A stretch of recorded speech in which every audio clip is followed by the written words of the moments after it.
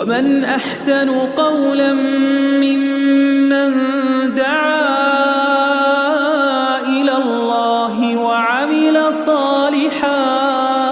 وعمل صالحا وقال إنني من المسلمين.